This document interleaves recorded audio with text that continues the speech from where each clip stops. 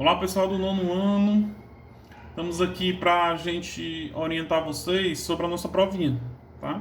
A nossa prova consta de 3 capítulos: Segunda Guerra Mundial, ditadura militar no Brasil e a redemocratização, tá? A prova não tá difícil, é só você ler, tá mesclado igualmente de geografia, uma parte é de marcar e outra parte é de responder, tá? A primeira questão fala sobre, para você explicar o pacto germânico soviético.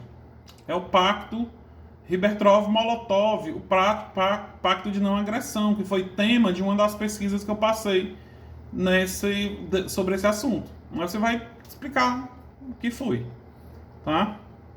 A segunda questão é de marcar. Tem 2 charges aí e você vai dizer o que é que essas charges estão representando. Aí tem os itens aí.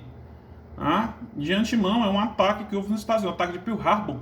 Qual foi a consequência do ataque de Pearl Harbor em 1941, um ataque japonês à base do Pacífico dos Estados Unidos? Tá? Então, são 2 perguntas sobre a Primeira e a Segunda Guerra Mundial. A terceira questão fala do período militar, da ditadura militar. Tá? Você vai explicar como teve início a ditadura no Brasil, qual foi o motivo que levou. Teve partição dos Estados Unidos, o comunismo não estava pelo meio, né? Aí você vai explicar.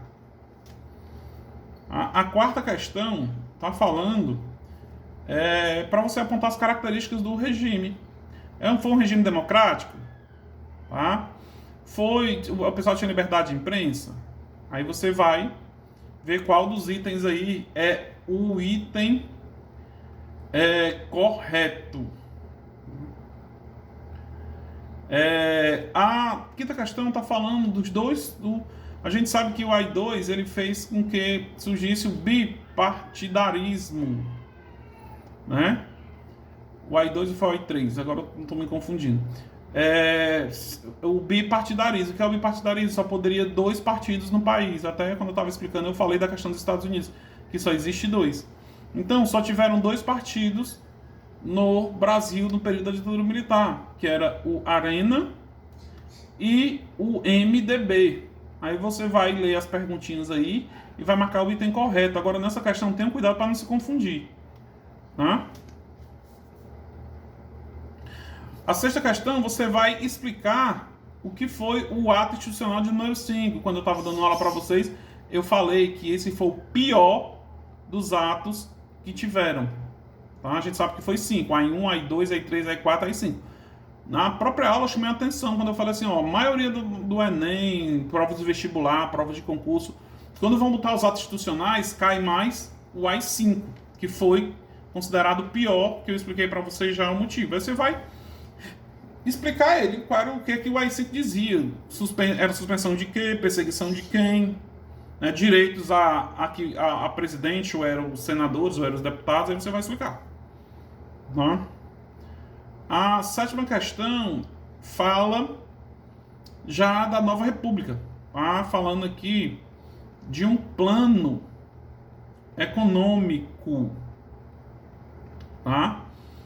Que um presidente fez. Aí você vai ler aí, né? Que é a mesma coisa que está no livro e vai marcar qual dos planos o textozinho está falando.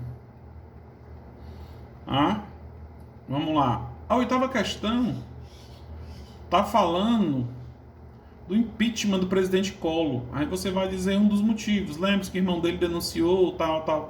Eu expliquei lá na aula. Teve a denúncia do irmão. Também tem no livro. A nona questão também eu expliquei demais, que fala sobre uma política econômica desenvolvida no governo Fernando Henrique, que privatizava as empresas estatais, que não intervém na economia. Que tipo de política é essa? Expliquei que era até o oposto do socialismo, tá? Também expliquei direitinho. E para finalizar, também expliquei uma característica, se você vai assinar a característica do governo Lula, né? Um dos principais focos do Lula, a gente sabe que era tirar o país da pobreza, e para isso ele fez um projeto que dá ajuda às pessoas carentes por mês, aquela ajudazinha lá, que você vai saber qual é. Pessoal, estou online aqui até o horário ou até o final da aula, tá? Então, um abraço. Depois eu faço um videozinho pra gente se despedir, tá? Que vocês estão indo embora da escola, né? Estão indo aí pro ensino médio, desafio do ensino médio, principalmente agora com esse problema, com essa pandemia. Sou professor do ensino médio também, né? E tenho uma boa sorte, tá? Abraço.